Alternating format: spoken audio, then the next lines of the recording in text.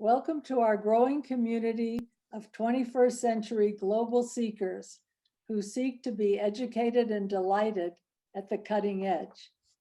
We are proud to announce Aspen Brain Institute's first Brain Healthy Cooking Series. It's a 5-part holiday gift to our growing global brain health community. This special virtual series will serve as a curated guide to brain healthy cooking for lovers of delicious food, and also for those who are committed to supporting their individual and family brain health, just in time for Thanksgiving and the holidays. So each session will be led by our guest host, Dr. Annie Fenn, founder of the Brain Health Kitchen, and will feature demonstrations from our guest chefs and renowned brain health scientists. Registrants will be provided with recipes prior to each session. You might ask why Aspen Brain Institute is sponsoring a brain healthy cooking series. It is because diet and food choices are by far the strongest variable that we have control over for matching our healthy brain span to our lifespan. Since eating and cooking the brain healthy way is always a good idea, we will showcase Dr. Annie Fenn and 5 other star chefs and scientists. The details and schedule and registration are all on our website, aspenbraininstitute.org. We'd like to thank Lugano Diamonds for their generous support as our national underwriter. And we thank them for choosing Aspen Brain Institute as a nonprofit worthy of their support and their values. And also for making our Zoom cooking series free to the public and able to be viewed worldwide. We also want to thank Purist Magazine and The Purist Online as our media sponsors. Our audiences and our values and themes are aligned in a very perfect way, and I look forward to engaging our mutual global audiences together for our cooking series. Now it is my honor and privilege to bring you these new episodes. Let's see what we can explore and learn together. I'd like to introduce Aspen Brain Institute's guest host and chef, Dr. Annie Fenn. Dr. and Chef Annie Fenn is a board-certified obstetrician gynecologist who practiced medicine for more than 20 years. When she realized that helping people change what they eat was just as powerful an intervention as prescribing pills and doing procedures, she traded her stethoscope for an apron and went to culinary school. Dr. Annie then founded the Brain Health Kitchen Cooking School in Jackson Hole, Wyoming, which is the only school focused specifically on resisting Alzheimer's and other dementias. Students learn which foods are the most neuroprotective, which accelerate cognitive decline, and how to prepare foods using brain healthy cooking techniques. And now we'll learn all those skills as well. So take it away, Dr. Annie and Dr. Uma, and let's get cooking. Thank you, Glenda, and welcome back everyone to the Brain Health Kitchen. Today we are cooking with Dr. Uma Naidu, a board-certified psychiatrist, professional chef, and nutrition specialist. Dr. Uma is also the author of this wonderful book, This Is Your Brain on Food. She is the director of nutritional and lifestyle psychiatry at Massachusetts General Hospital, where she also serves on the faculty at Harvard Medical School. Not only that, Dr. Naidu is a graduate of the Cambridge School of Culinary Arts, where she also teaches the next generation of chefs. Today, Dr. Uma will be showing us how to make cauliflower steaks 2 ways, with a tikka masala sauce and a pesto. Now, I think this dish would go really well with pasta. So I'm going to show you how I like to make zucchini noodles and a few ways I like to serve them, especially with my recipe for walnut parm. So we are zooming into Dr. Naidu's kitchen in Boston, Massachusetts. Hello, Dr. Uma. Hi, Dr. Annie. It's lovely to be here. Thanks for inviting me. It's such a pleasure. And I have to say how much I've been enjoying your book.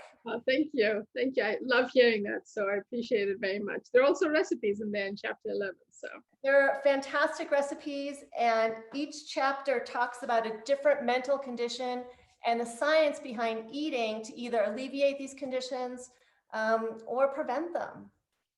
Absolutely. You know, I think that people might find the lists of foods helpful, Dr. Annie, because we have to know the foods to avoid for our mental well-being as much as the foods to embrace. So if, there are some easy cheat sheets at the end of each chapter. So I hope the cheat sheets are fantastic. So I'm really excited to see how you make your tikka masala sauce. Absolutely. And I have lots of questions about spices. Absolutely. So, Dr. Annie, you know this, and I know that the audience does too, but I always love to start a class with just a couple of tips to set up your kitchen. And part of that reason is that I started cooking later in life.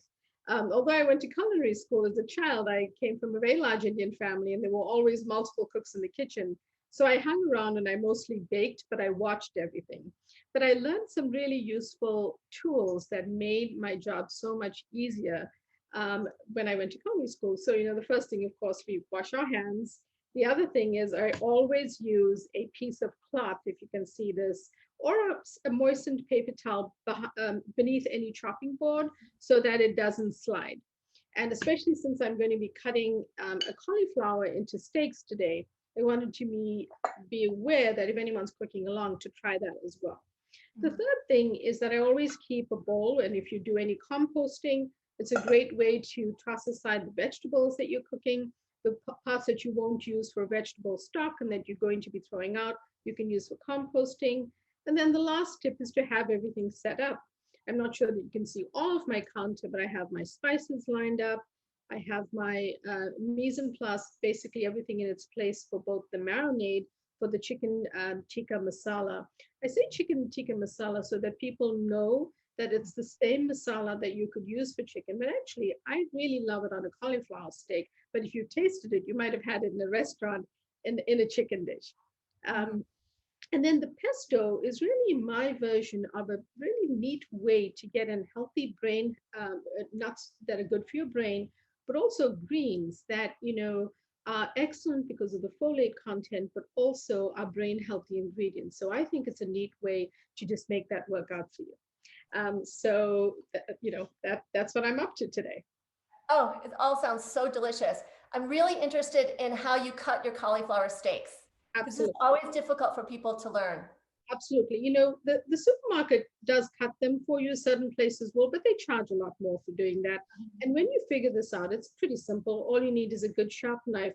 Always remember to sharpen your knife before you cut. And the reason is that a blunt knife is more likely to slip and cut you. So what I do is I peel off the leaves at the base. This is washed, and I towel dried it earlier so that we could work with this together. Then I use my knife, and my board is not going to slip, and I cut off the base because this is actually not something that I'm going to eat. And make sure that the leaves are peeled off. And it's interesting because these days I get different sized cauliflowers, it seems. Sometimes you get larger ones. Sometimes you get smaller ones. And these days you also find very beautifully colored cauliflowers, really speaking to the different antioxidants and plant polyphenols in the different cauliflowers. So by all means, if you have one that's a bright orange, you can try that one too. And now that the leaves are off, I will cut off more of this base. And the reason is, Dr. Annie, is I wanted to be steady on my board so that I can cut a few cauliflower steaks from here. You'll notice that the other thing about you working with the fresh cauliflower is that it tends to be brittle. You start slicing, it kind of breaks up. But you don't have to waste those little bits. You can put them in a small baggie or a glass dish, Keep them in your fridge for the next time you make soup. And if you're not going to use it this week or in a few days, just freeze those bits and use them the next time you make a soup or a stir fry, or even something that you can throw in the salad if it's not frozen. And the next thing I do is I try to cut through the center of the steak, of the cauliflower, to cut a big thick steak. And from this one, I'm probably going to get 2 really good thick steaks, and then 2 sort of side ears almost that I can still roast up if I want to, or I can use it for something else. And here are these little bits that I spoke about, and I'm going to be saving them in my little glass bowl. And then I just cut a nice big piece of cauliflower. And here goes. That's one. And I think what I'm going to do is cut another one, it seems. And I can feel my way through it because the cauliflower is somewhat firm. And as you can see, some parts are breaking up. But it's all good because those can be used another time. So now I have 2 nice cauliflower steaks cut, and then I'm going to prepare my marinade using my spices.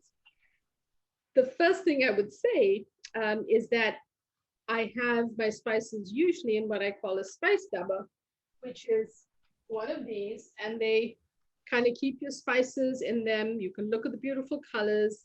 They are all fully sealed, and you take the lid off and then you spoon them onto your curry or your stir fry, whatever you're using. But for the ease of today, those are usually available on those little spice boxes called a spice dabba, usually available online or at Indian grocers.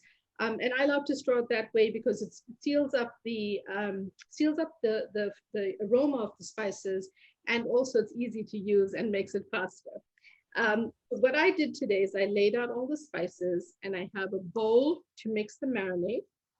I have a little whisk to blend it up.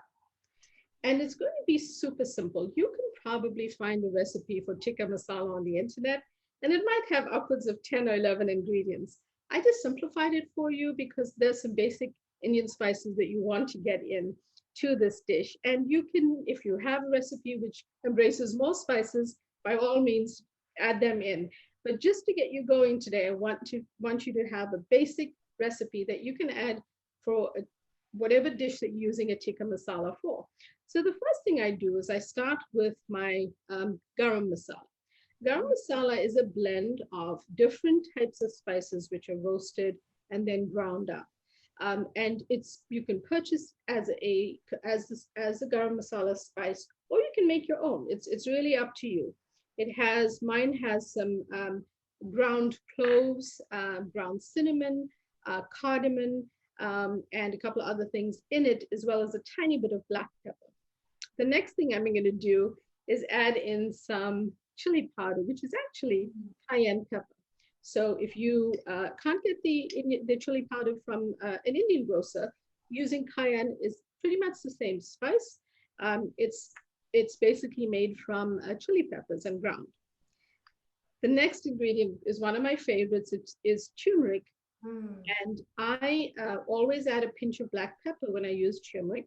Whether you're cooking with turmeric or using it in a soup, a smoothie, or a tea, add in that pinch of black pepper because the piperine from black pepper makes the turmeric bioactive for your brain as well as your body. So very important. So what I do, my hack is that I keep it in a large glass bowl as well as my little container. I spiced up, but I grind in the pepper a little bit at a time. So it's always there when I use my turmeric. Oh, that's such a great idea. It's a quick and easy fix. You don't need an equal amount of black pepper. You just need a pinch. So it's fine to use a few grinds in your turmeric. This is a combination of coriander and cumin. It is essentially some ground. I roast the seeds and then I grind them. You can also sometimes find these blends available, and it adds in a really great flavor and depth of flavor. Now, coriander seeds you might see as a fresh herb cilantro.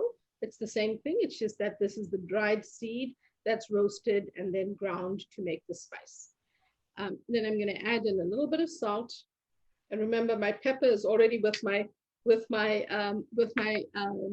turmeric, but I can add more if I'd like. And then although this recipe can have fresh chopped garlic in it, I find that when I use it in a roasted dish, I sometimes just prefer organic powdered garlic just because it's easier to blend my marinade. But if you have fresh garlic or a garlic paste, you can feel free to use that as well. The next thing I'm going to do, this is a really great tip around using Indian spices. Adding some yogurt. I actually use a smaller amount just of a whole fat yogurt, but I try to find a good quality yogurt that where the cows have actually eaten grass. So it's a grass milk fed yogurt, and you'll see these labels in supermarkets. And if not, you can try a non-dairy yogurt that's plain. But I think it does work best with a regular yogurt, because what the yogurt does is it's a few different things. It brings back rich probiotics to your body and to your microbiome, which are very important, especially for your physical well-being as well as your mental well-being. But it's also just a great source of protein, because a Greek style yogurt has some added protein, and it tenderizes whatever you're going to cook. So it's a great way to go. And Yeah, I love using full fat yogurt as well, because it helps absorb all those fat soluble vitamins in the food. Exactly. So, rather than go to low fat, which has some other issues in terms of to take out the fat from something like a yogurt, they add back in ingredients that are less healthy. So I'd rather use a full fat yogurt for all of those benefits, but just use less of it. And because I'm using yogurt, I don't need a ton of oil.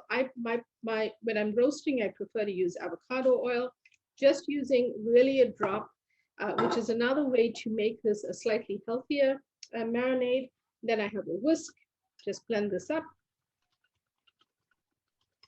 Now, if you like the food spicy, you can add a lot more of the spice, of the chili powder, or anything that you like. And what I wanted to show you here, Dr. Annie, is that I have two steaks, and for the one that I'd like to top with the pesto, it will not really go with those flavors from a tikka masala. So on that steak, I'm just going to put salt, pepper, and a drizzle of some oil and roast it plain. Now, if you prefer a little bit of, say, oregano, or if you'd have at home some parsley or thyme and wish to sprinkle that on, or some sort of seasoning that you like, you can do it that way. Season it up, bake it, same temperature, same instructions, and then top it with your pesto at the end. So it's really like doing a steak two ways. So if you have someone in your family who has a more tendency to spicy food, they can have that steak, and someone else who prefers more of an Italian seasoning. Actually, you can go in any direction. I just happen to choose Italian spices. Then it's pretty simple. Just some salt, a grind of pepper, and then when I put it on the board, I'll just drizzle on some oil. So now I'm going to get here I have my sheet pan. I use a quarter sheet pan because I'm just making two small steaks, and I have it lined with an easy cleanup trick, which I know you've seen before, which is parchment paper.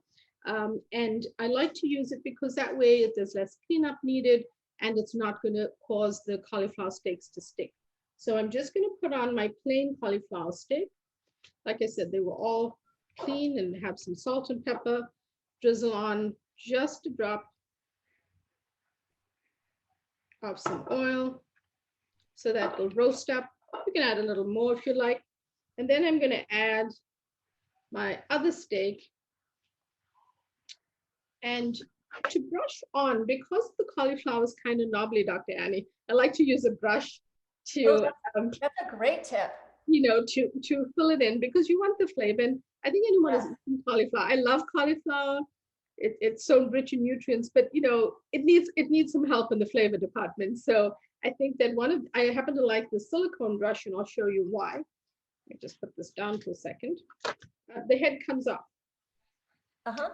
It's the bristles are all silicone, so you can wash it in hot water and soap, or in your dishwasher, and it's actually a really great way to go. I love the other brushes for pastry, but sometimes the bristles can be a little bit more difficult to manage. So what I'm doing is I'm sort of dabbing in, and I'll show it to you in a second, my marinade, which is a tikka masala using the yogurt. I'm getting it into all the nooks and crannies on the cauliflower steak. And remember, if you feel like there wasn't enough salt for you in your marinade, when you taste your dish, I'm not trying to encourage extra salt, but if you taste it and needs a little bit more flavor, you can always sprinkle a little bit afterwards. And what I'm going to do now is put this in the oven. I have the oven preheated, and that's it. You've got your oil already in your marinade. It's super simple. If you have your spices laid out, that's really easy to do. And the other tip I just want to mention to you while we're here is that I keep a glass spray bottle whenever I roast vegetables. And the reason I do is it saves me on the amount of oil I use. Now, olive oil, avocado oil, these are really great choices. But remember that at a certain point, the calories add up. So you always want to stay within a healthy amount during a day. For example, avocado is a super healthy fat, but you don't want to have more than about, in a serving for a day, about a quarter of medium avocado, because after that, it becomes more calorie dense. So even when you're eating healthy, you sort of have to have some guidelines. Same things with healthy nuts, which is usually my guideline around that is about a quarter cup for a serving in a day. So now I'm going to roast these up. And with the magic of what we're going to do, I'll show you the end of the dish in a moment. How long do those bake in the oven? So these take between 15 to 20 minutes at about 400 degrees. But I've also found that in a hotter oven, I think, oven temperatures vary somewhat. Just watch it, because it actually, a thinner steak can cook up in about 10 to 12 minutes as well. And, it's hard for it to burn. I think you've got to keep an eye on it. But since it's got a nice marinade or drizzle of some oil on it, it shouldn't burn. But just watch it. It shouldn't probably go longer than about 20 minutes. But if you open your oven and it's not looking like it's done, and the cauliflower, if you put in a sharp knife, and it still feels like it's a little firm, then leave it in for a few minutes. And what I do at that point is I do a spritz of some water onto the sheet pan, which creates some steam in the oven with the heat. And that helps to cook it as well. So that's just a quick, easy way to save on the oil calories, but add in some water. That is such a great tip. I love it. And if you buy those pre-made cauliflower steaks at the supermarket, they can get a little dried out, I've noticed. They can, because they've been cut ahead of time and they've been left, even if they're covered neatly, they've been out. Whereas, the nutrients and ingredients in the cauliflower, when you cut it open, pretty much are right there, and you're roasting it up immediately. So hopefully you'll enjoy that recipe. But if you're ready, Dr. Annie, I can go on to the pesto. Oh yes, absolutely. Wonderful. So I have here just a Vitamix blender, if you can see it. And all I'm going to do is make a very, very simple pesto. My sort of healthy hack on a pesto is that, traditionally it's made with pinoli, pine nuts, as well as fresh basil. But I think it's a really great opportunity, if you and your family like pesto, to get in some extra vegetables, which is why I developed this recipe for zucchini pesto, because it's a way to get a super low calorie, nutrient dense vegetable into your pesto. So I just have some chopped up here.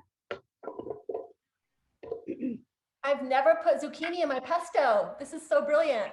It tends to be, I've baked with zucchini as well. And when you bake with it, you usually grate it, but you have to squeeze out the excess water. But in pesto, that excess water in the vegetable helps, because it just creates to the smoothness of the pesto. Now, my other hack is I love basil, one of my favorite herbs. I use some basil. All of this I washed and dried earlier to make it easier so that we could cook together. But I also like to add in other greens. Today I had some arugula in my salad, so I added some to this recipe. If you have romaine, spinach, kale, any of those, just use an equal part, divide the amount in the recipe of the basil leaves, do half basil and half of another green, and that's a really good way to go. I've done a full kale pesto, which was delicious, And I think it's just a great way, especially if you have young ones who may not embrace vegetables as much.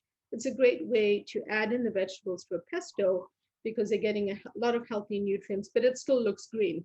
So herein lies a little bit of the trick. And then some macadamia nuts.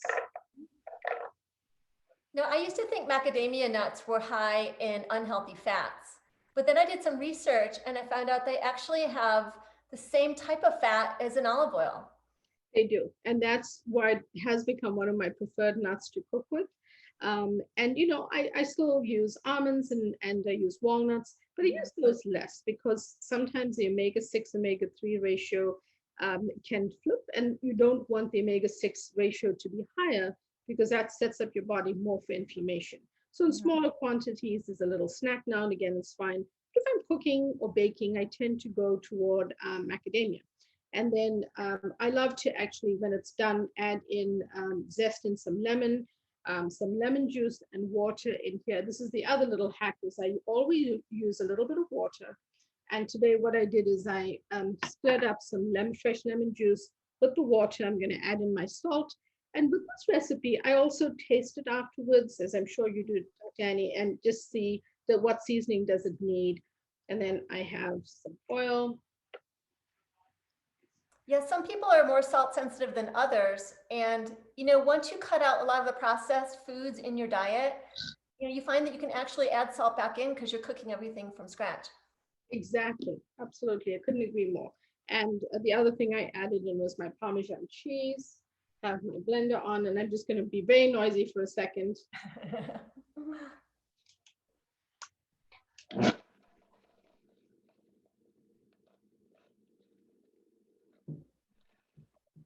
I'm going to blend more of that up, Dr. Annie, when you're doing your recipe, but I'm happy to, I'll blend that up and show you how it looks.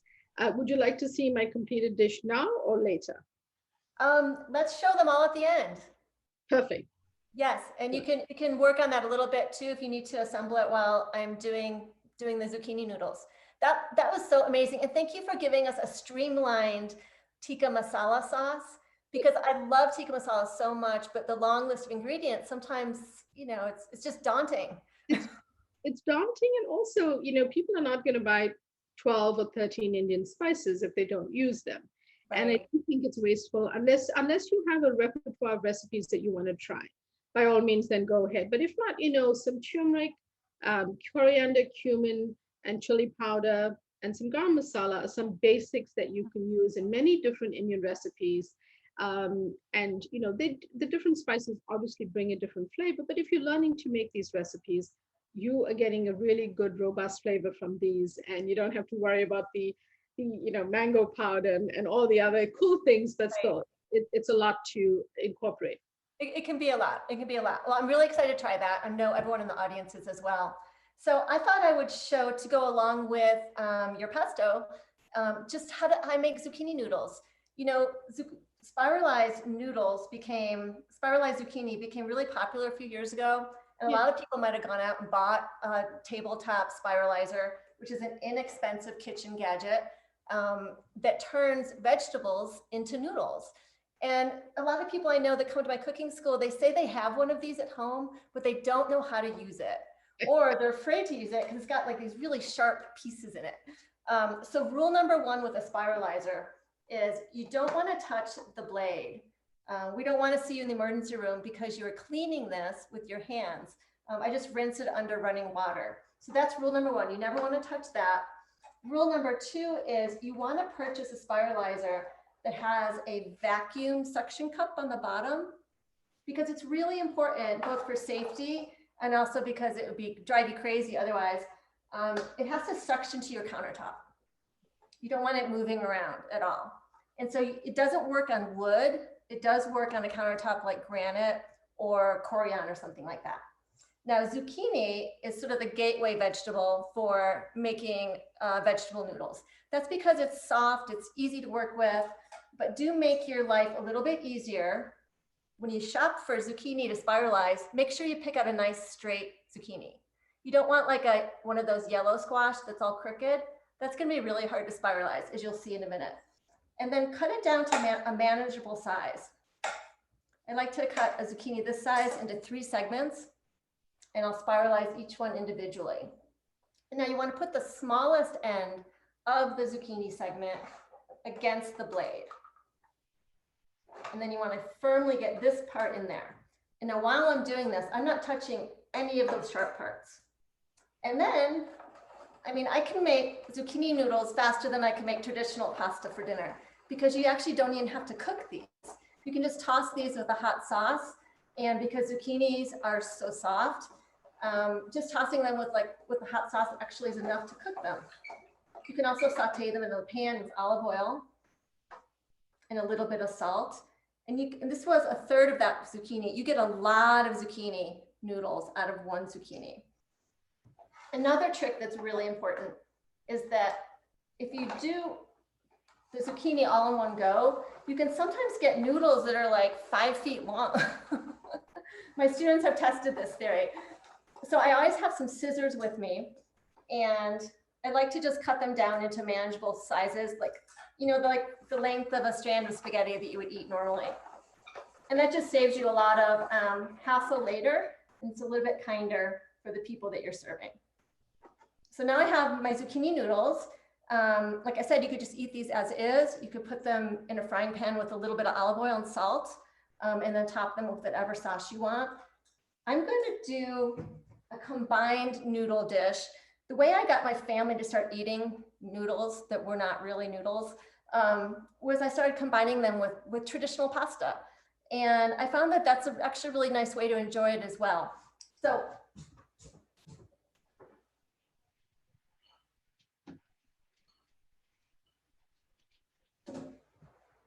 I have some whole grain noodles. And see, these are way too long to eat.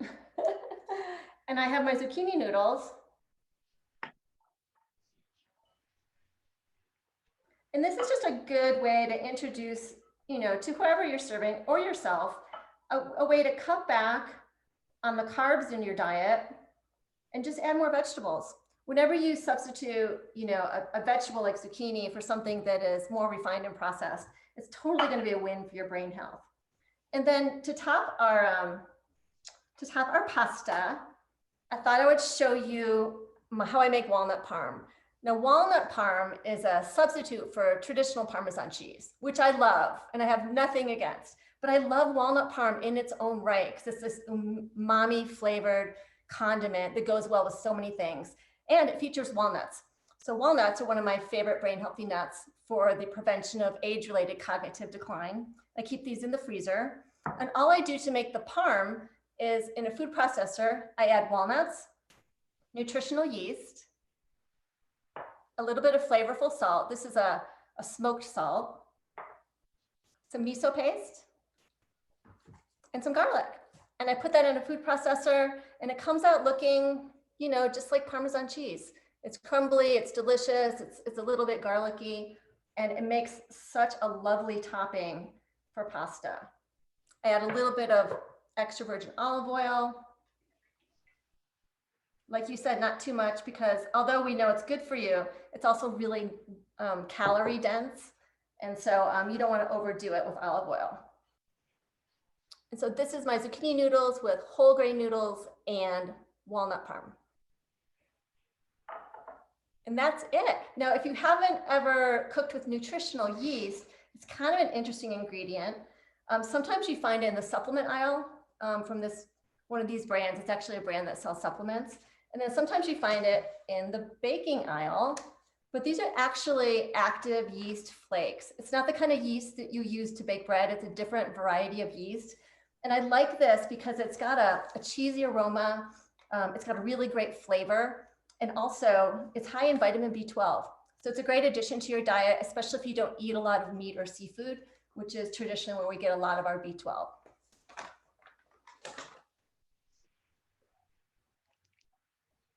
Dr. Uma. Dr. Annie, so I wanted to show you my completed steaks. Yes. Was whirring up my pesto over here. And I prepared these ahead of time so that you wouldn't have to wait. But, here's the Tikka Masala steak with some pesto on it. I just I thought I would blend it up that way, but it can also be just plain. And this one is the plain steak. And I actually added on a little bit of pomegranates, and I added on what I had in my kitchen. I had some pistachio nuts and a little bit of hummus just to make it interesting and to add to the protein. You know, it's interesting that in this country, we often worry about getting enough protein, but it turns out that what we really need in our diets is more fiber, which we can get from fruit, vegetables, beans, nuts, seeds, legumes, and healthy whole grains like the pasta that you made, as well as adding in the vegetables. So, you know, it's just a cool way to use a vegetable in a different way with some interesting spices to make it different and more flavorful. And certainly if you eat other proteins, then you can use the same spices with those as well. That looks absolutely amazing. So I have a question for you, and then we'll bring Glenda back in because I know she has some questions for you as well. But I noticed that you're using a lot of gut-friendly ingredients, and people have learned so much about the relationship between having a healthy gut microbiome and a healthy brain. And I was wondering if you could just tell us a little bit more about the science behind that. Sure.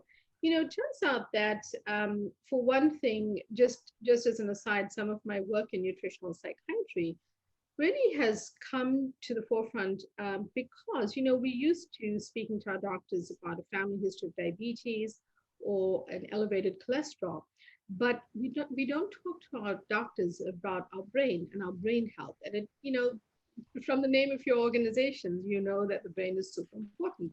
Without the brain, many of the other parts of our bodies don't function. But it also turns out that the gut and the brain and their interaction is super important. And here's why. The brain and gut arise from exactly the same cells in the embryo. So even though they are far apart in the body, they form from the same cells. And then throughout our lives, they're connected by the 10th cranial nerve called the vagus nerve. And the vagus nerve is a two-way superhighway, bidirectional, and is always communicating between the gut and the brain and the gut, carrying chemical and other messages back and forth. But also, you know, many people may have heard of medications like Prozac or Zoloft, which are SSRI, selective serotonin reuptake inhibitors, some of which I do prescribe. But it turns out that more than 90% of serotonin receptors are found in the gut. And that helps people understand that as their food is digested and is interacting in the gut, that it's also interfacing with serotonin receptors. And it helps us to understand that the gut and brain and the microbiome have many, many important functions in our body, but one of them impacts mental health. The other thing is that a very large component of our immune system is in the gut. So it becomes even more important, especially now, to be eating really healthy foods that nourish the microbiome, which can then help us with our immunity. Mm-hmm. Yeah, and what these gut microbes like to eat is fiber, and a lot of it. They love fiber. They love fiber, and you know, eating a diet that's rich in pre and probiotic fiber and fermented foods really nourishes the gut bacteria. There are tons of foods, but those are their favorites. And adding vegetables like the dishes we made today is one really great way to do it. Mm-hmm. Thank you so much. Now I know Glenda has questions for you. Glenda. I do, and you've actually covered. Can you hear me? Yes. Okay. Dr. Uma, thank you so much, and Annie. Those are great combo recipes, and you're both full of tips and things that we all wanted to know. Dr. Uma, I have a few questions, mostly targeted for you. As you know, Annie, please answer anything that comes to your mind too. May I call you Dr. Uma just for shorthand? Of course. But I wonder if you would just tell us what a nutritional psychiatrist is. Sure. And I was just wondering if it is a more recent specialty, area of specialty, please. Yes. So it's definitely a more nascent field. And I think that people haven't heard the term for that reason. But, you know, here's the thing. We've been studying nutrients like folate, methylfolate, magnesium, vitamin D, omega-3 fatty acids for decades. Some of my mentors where I work at Mass General have studied these in the past. But how I like to explain this to people is that what nutritional psychiatry does and I think I have to bring in my chef background here, is it really puts together mental health and mental well-being together with food, like you would eat a composed dish of food. It's very seldom that we eat just one ingredient or one nutrient. In fact, it's quite difficult to do that. But what it does for you is puts together the different nutrients in good combinations to think about improving your mental well-being. So whether it's depression and certain things that you should embrace or avoid, it helps you think about ways to have an added tool in your toolkit really for your mental well-being. And I hope that people realize that unlike a decision to take a medication or not, because food is something we do anyway. We eat every day, we eat several times a day, and it's an easy way to impact our mental well-being through how we eat. That is great. That's a really good explanation.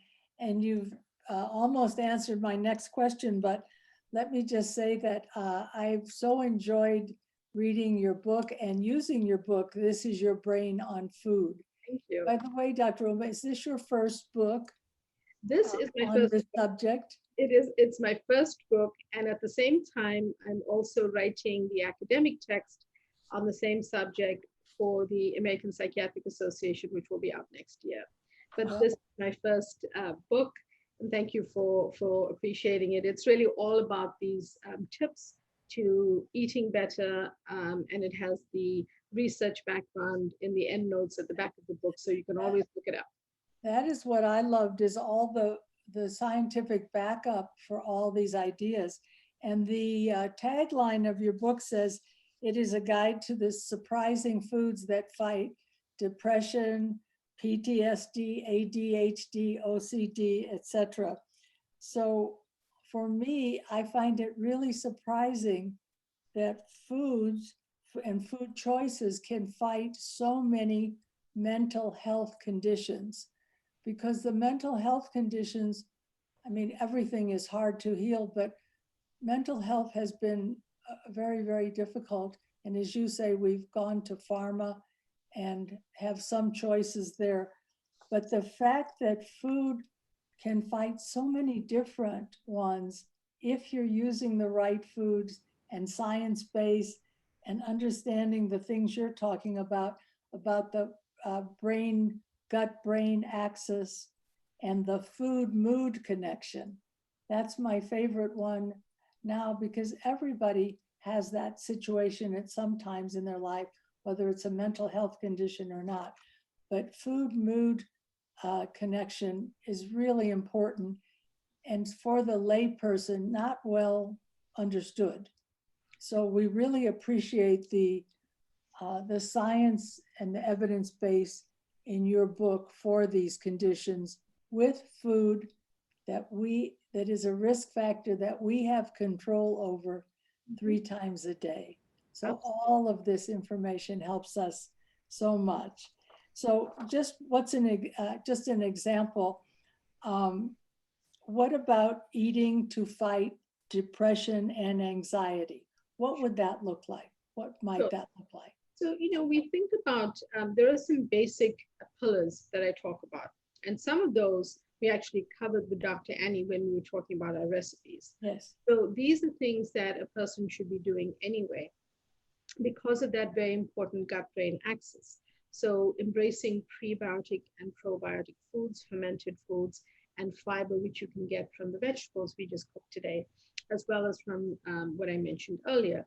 But the reason why is that these ingredients nurture the gut. Many people know of probiotics as a supplement, but probiotics can also be found in yogurt, which is why we use it in our marinade, and in fermented foods. So fermented foods like kimchi, miso, like Dr. Annie used, kefir, I always suggest an unsweetened version, including yogurt, so you avoid all the added sugars.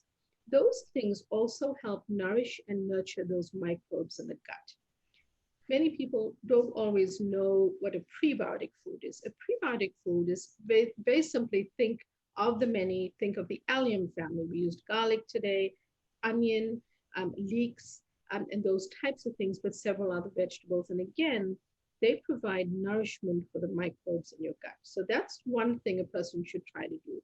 it really eats fiber-rich foods, eat things that contain prebiotics, as well as fermented foods, which bring back good bacteria. The other principle is eat the rainbow. And what we mean by that is a colorful array of fruit and vegetables because of the rich polyphenols. And then specifically, what would target depression more and above some of these pillars are things like omega-3 fatty acids, which can be found in fatty fish like salmon or anchovies or sardines. And this recipe, by the way, for the cauliflower steak can be made using a small piece of salmon if you eat that. So that's an easy way to incorporate it. But if you don't eat salmon, there are also vegetarian sources of short chain omega-3s, which are found in things like chia seeds, flax seeds, sea algae, and things like that, which you can still eat if you happen to not eat seafood. So there are always ways to get that in your diet. And then, another food are the vitamin B rich foods, one of them being folate, which you get in leafy greens, and magnesium rich foods, and several others. So, that covers some of the stuff that you want to think about for depression. But a spice that targets both depression and anxiety is turmeric. So turmeric with a pinch of black pepper. All you need is at least starting with a quarter teaspoon a day and a pinch of black pepper. Is something that beats both, has shown up in trials for both depression as well as anxiety. Other helpful foods for anxiety, again, are the omega-3s. They've been tested in both depression and anxiety. So add those into your diet when you can, as well as things like vitamin D rich foods are super helpful. And, I think it's also helpful for people to know the things to avoid when it comes to anxiety, because it turns out that sugar worsens anxiety. So refined sugars and added sugars, Yes. artificial sweeteners worsen anxiety. So that's something to watch out for as well. And in certain cases, some people have some difficulty with gluten that in those instances can worsen anxiety. And the fourth one with anxiety to be on the watch out for is processed vegetable oils, which tend to be used because they're less expensive in places. Not every fast food restaurant, but many of them do use those processed vegetable oils because they're cheaper. And so again, it speaks more to when you can to try to know what goes into your food as best you can. Wow, so much to know and remember. And just by the way, I was reading, because of what you were cooking today, that cruciferous vegetables and spices are good for the microbiota. And also the microbiota are important because they make neurotransmitters and regulate inflammation. If that is true, that is so important to us. And just from eating cruciferous, just exactly what you made today, what you both made, the cruciferous vegetables and the spices. So I didn't know that the microbiota make neurotransmitters and regulate. They can't regulate all by themselves, but I suppose with the brain, The gut brain regulate inflammation. Absolutely. So the way that inflammation gets set up in the body, and I'm glad that you mentioned that, is when you are, say we just talked about fast food, say that you're embracing during the pandemic more of getting fast foods for your meals. What happens is things like the processed vegetable oils that are being used, the processed food, the ultra processed foods, the stabilizers, dyes that go into things that are packaged, processed, ultra processed, or fast food. Fast foods often have added sugars, like the French fries have added sugars in many fast food brands. You don't taste it, but they're added to make them hyper palatable, which is why you always buy a bigger size, and then when you buy it, you can't put it down. These have been tested to make them hyper palatable. So if you think about it that way, if that's your diet, it's setting your microbiota and your microbiome up for inflammation. And what that means is the 39 odd trillion bugs that live in your gut to help you, to protect you, to work on your immunity, and to really serve you, start to not get nourished by what they need, which is the things like cruciferous vegetables. And the bad bugs that live there love all the processed foods and fast foods, and they thrive. And when they thrive, they overcome the good bugs in the gut. And that's when inflammation gets set up. So gut inflammation can lead to things like a leaky gut or intestinal permeability. And that also leads to brain inflammation, which can really worsen mental well-being and mental well symptoms. Right. And you're actually, Dr. Uma, answering my next question, but I put it a different way. I was going to ask you, what about foods for kids' mental health? Absolutely. And I was going to say, or the reverse, does a diet of pizza, chicken fingers, French fries, and Coca-Cola bode poorly for the adolescent brain and mental health? So I would argue that it probably is poor for any one of us at any age. But that being said, even myself, we all have to start somewhere to try to up our game in terms of how we're eating. So yes, I was challenged once, Linda, by a patient who told me that pizza and Coke were a vegetarian diet. And when I asked him to embrace more vegetables, he said, "But I eat pizza and Coke, doc. That's vegetarian, right?" And I always remember it, because you really have to be very explicit when you share information. So unfortunately, those foods are processed. They have a lot of ingredients which are not good for the microbiome, but also simply just not good for our brain. They have more unhealthy sources of fat. So things like trans fats have been shown to worsen aggression in clinical studies. So cutting back on trans fats, eating, more whole foods that are, if you can, made at home so you know what's going into them is better. Switching from the many, 4 grams of sugar is 1 teaspoon. So if you look at a can of Coke or a bottle of Coke, it can have upwards of 10 teaspoons of sugar. That added sugar is simply not good for your brain. It's not good for depression and anxiety, and has been shown in studies, as well as cognition. So it's important, even at any age, to really try to embrace more vegetables, sneak them into a pesto if you must, find interesting ways, like Dr. Annie showed us, to add them in with other noodles that your family will eat. And embrace those types of foods where you know what's going into your meal. And helping adolescents or children or even adults move away from all the added sugars that we tend to eat, and move towards healthy food. Berries, great low glycemic fruit. You can make an ice cream. There's a recipe in my book for ice cream made from bananas, and basically it's bananas that are extra ripe. And rather than having a processed ice cream in your freezer, make it from a fruit. Have a small serving. I'm not saying eat the whole tub. Add in some extra dark chocolate, a pure natural or dark chocolate, and for the chocolate flavor. So you can have the things that you love in a healthier version. I don't compromise taste for health. I really think if people don't find something tasty, they don't eat it. So I will test and retest a recipe so that it's flavorful, that someone will enjoy eating it, but also embrace better food for their mental health. And I've found, and I bet Annie does too, that when I've gotten my grandkids to help with the cooking and try out recipes, etc., they really get into it, and they sort of begin to understand what's in the food. And when they know what ingredients they're putting in and how simple a few things are that are delicious, they can really get into it. Annie, I'm sure you probably found that with kids. Absolutely. And kids love vegetable noodles.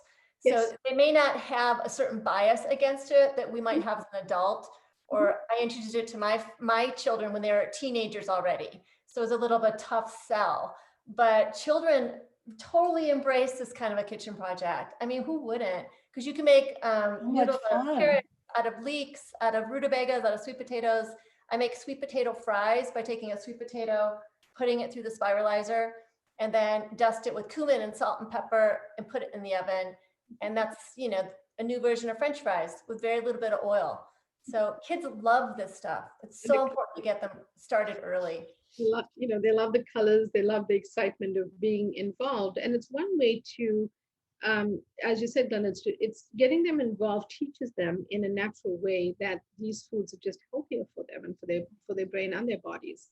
And I found they generally start really looking at it and care. Maybe it's taking ownership, but they think of it as their decision, Mhm. which is not us pushing vegetables on kids Exactly. for whatever good reasons. Dr. Dr. Uma, I've Uma, just I have a question, if I may, Glenda, about, Please. we've been talking a lot about turmeric, and the active ingredient in turmeric is curcumin, Mhm. which is potently anti-inflammatory.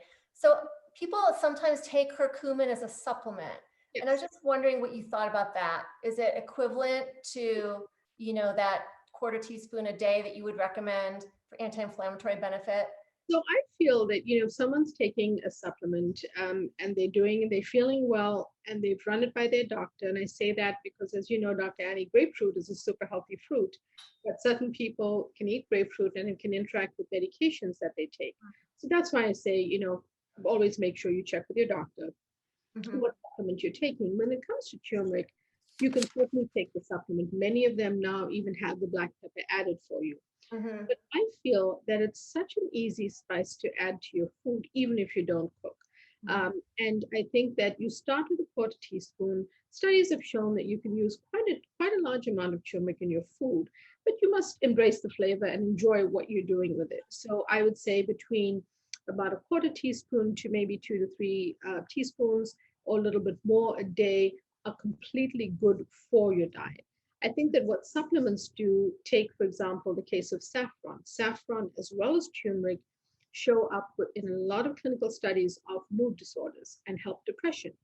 But with saffron, as you know, you cook with little saffron and it infuses this beautiful aroma into dishes. In that instance, to me, it seems like you would not, and clinically it shows, you cannot get enough saffron for the brain benefit. You can certainly enjoy it and cook with it, and it's going to give you some benefit. But that's a good example of when a supplement might be necessary, because you might want to talk to your doctor about taking a saffron supplement because it helps mood. But a turmeric, I feel it's so much easier with food.